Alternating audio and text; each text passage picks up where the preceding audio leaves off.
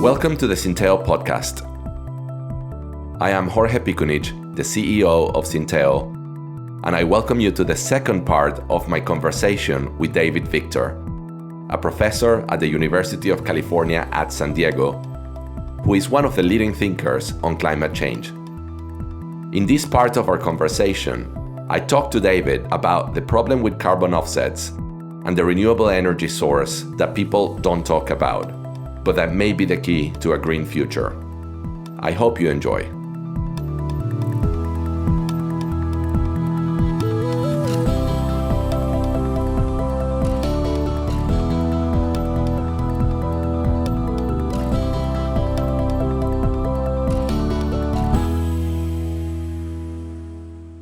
In the run-up to COP26, and actually over the last 2 years, we have seen a number of governments and businesses declaring their targets on emission reductions and to net zero. And I think you have mentioned in the past that net zero can create perverse incentives, particularly for clever accounting schemes. Why is that? Depending on how you count, 70% or so of global emissions are coming from countries that have net zero pledges by mid-century. Whether 2050 for most countries, 2060 for China. Some countries have those pledges written into law, most don't. But compared with a few years ago where we had essentially zero, this is a big change. And this reflects the change in the politics, and it's a change in the recognition about what's at stake and the opportunities for making big reductions in emissions. So all that's great. It's a sign of political progress, and it's one more element of the story of some growing optimism. But one of the concerns I have, especially with the corporate pledges, is that companies, when they make a net zero pledge and they say, okay, the CEO says, okay, go do it, then it becomes a compliance problem. And the compliance mindset is very different from the strategy mindset. The strategy mindset is, we want to do net zero. We're an oil and gas company. We're in the carbon business. We don't know what we're going to do. So we go invest in a bunch of stuff. We do hydrogen projects. We do renewable electricity projects. We do offshore wind platforms. We do CCS projects like what Equinor and Total and Shell are doing with Northern Lights, what BP is doing in the UK, other companies are doing. So all that's great, and that's experimentation. That's what we need right now. I'm more interested in the experimentation with the deep uncertainty that travels with that experimentation than the compliance department saying, okay, well, we've got a schedule. We need to be at net zero. What I'm seeing on the ground is the compliance folks say, well, if we're going to meet those targets, we need some kind of an offset. And so you've got these companies that on the one hand are at the frontier of investing in new technologies and business models, and on the other hand are off buying credits, negative emission credits in effect, indulgences, if you like, in the earlier era of the Catholic Church. They're buying these credits to make the accounting add up. And the evidence in the credits market, the offsets market, is that nearly all of them are bogus. The accounting problems are really severe. All of these offsets rely on estimating what the emissions would have been otherwise, and then the reduction in emissions that exist because of some project. And when you look closely at that, everyone's gaming the baseline to make it as high as possible, and then they're gaming the effect of the project to make it as low as possible and make the difference between the two huge. And so you've got this massive supply of low quality credits. And it's just like Gresham's law. The bad quality credits are going to drive the good quality credits out of circulation. And that's going to be people pretending to do something about climate, but not actually doing anything. And is there an alternative, which is to fix carbon offsets? Because what I'm hearing is that you applaud the intention of net zero. What you're concerned about is how we go about it. Do you go with a strategic mindset or with a compliance mindset?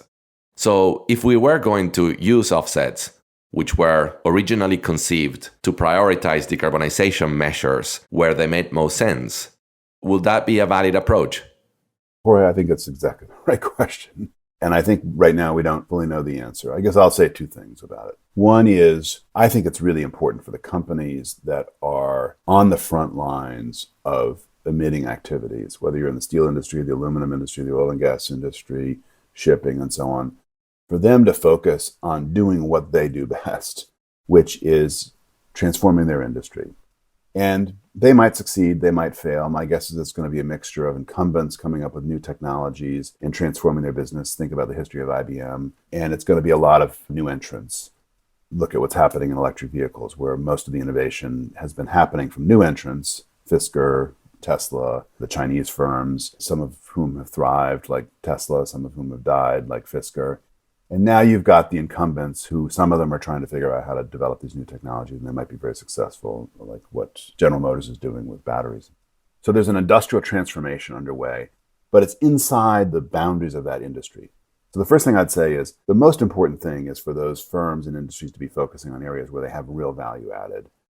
The second thing I'll say is about offsets itself is maybe they can be improved.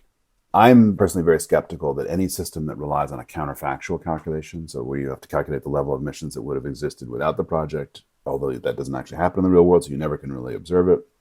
I'm skeptical that any of those systems are ever going to work, but there are some ways to improve them and a lot of ideas floating around right now. I think what would make sense is for us to be having auctions of offsets, not around finding the lowest price and highest volume, but around finding the highest quality. And there are some firms that have now emerged. Stripe, for example, has been doing a lot of work in this area where they're building, it's a very expensive option right now, but an option for a high quality offset. So I think that's a promising direction. But when I take a step back, Jorge, and I look at the market overall, that's like 1% of the market activity, and 99% of it is just a bunch of people chasing their tail. So let's focus now on the innovations that are going to make a real difference. And you have called them decarbonization revolutions. And there is a quote that I really liked in your last commentary that says, "Revolutions don't spring forth onto the global stage, nor are they planned by diplomatic committees." So where do you see some of the most promising revolutions taking place?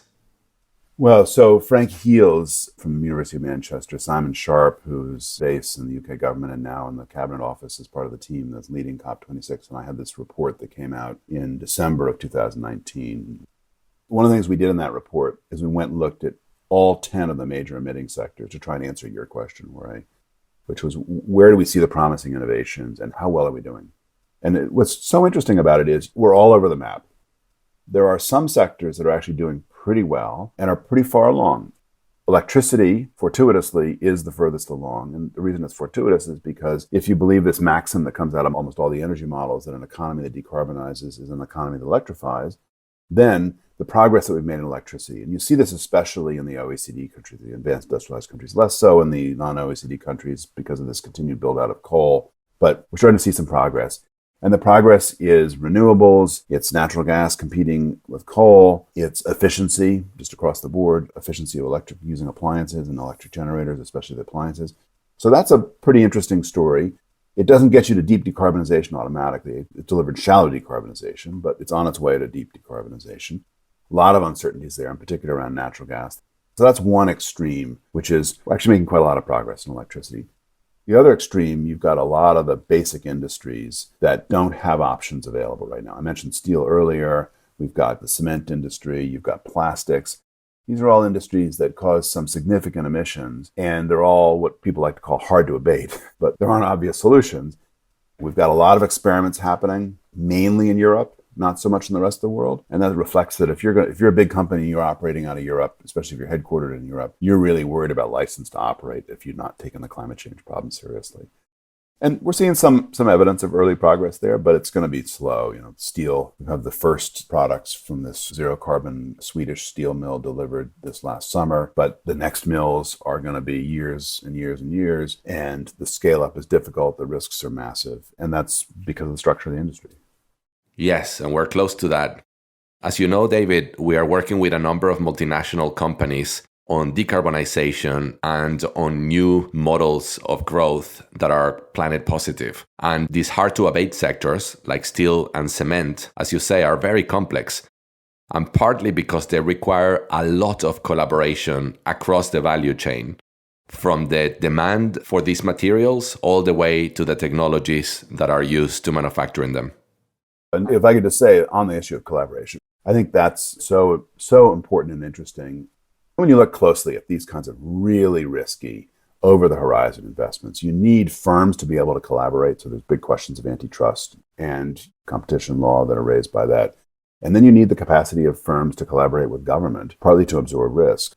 Look at the Northern Lights project that I mentioned earlier in the North Sea. That's very, very expensive. This is a project going forward in one of the highest carbon price environments in the world. And the carbon prices and regulation on their own were not enough to get to FID for that project. It required collaboration 3 firms that's familiar in the oil and gas industry, because typically the firms collaborate on upstream activities, and then government, in particular the government of Norway, to absorb risk and to help stabilize the environment. And that's the way of the future. Yes, that is interesting. And as you say, it is about all sorts of collaborations. It is about ecosystems, not only collaborations between companies, but also with governments, startups, and NGOs. In fact, I think collaboration will play a huge role in solving the climate change problems. One of the implications of that is that a different kind of leadership will also be needed. I think that's exactly right. I think it's hard for companies to measure that.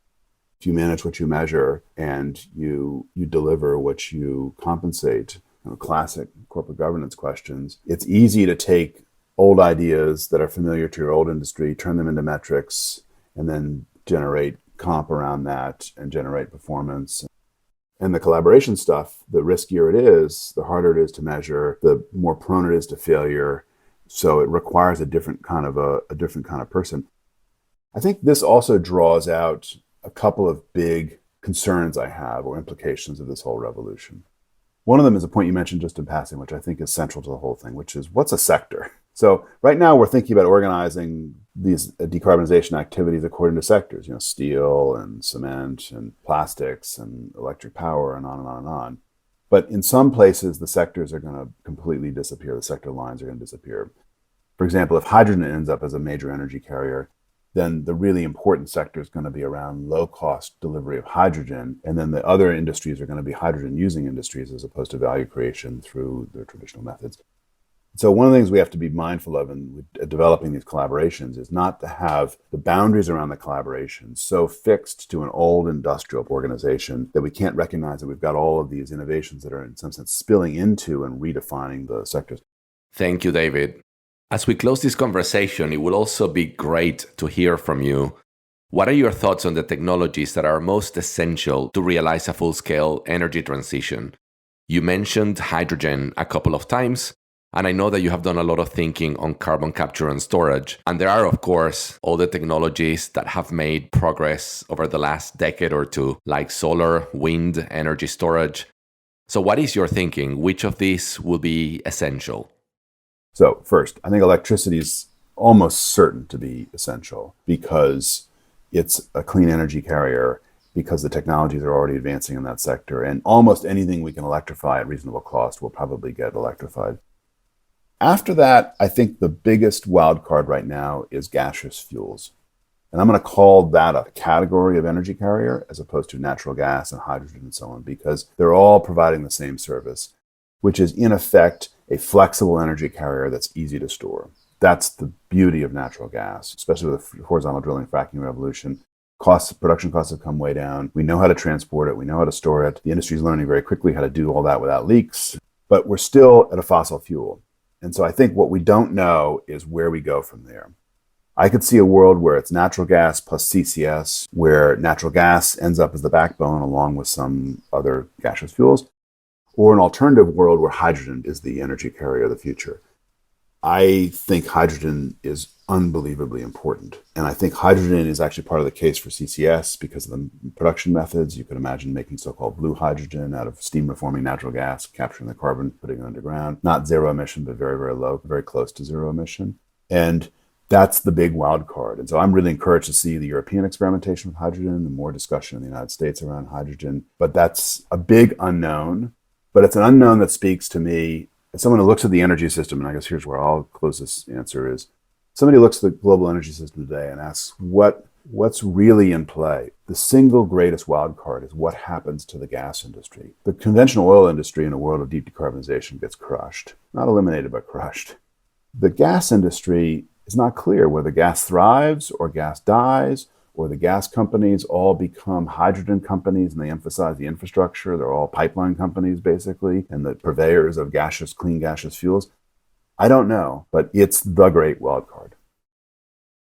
Thank you so much, David. This has been a really insightful conversation. both about the consequences of climate change, but also about what we must do to tackle this challenge. It was really interesting to explore the role of collaboration. I do think that ecosystems and a different type of leadership will be essential in tackling this challenge, as well as, of course, a mindset for experimentation and the courage to nurture some revolutions. Well, Jorge, what a pleasure to talk with you as always. Thank you.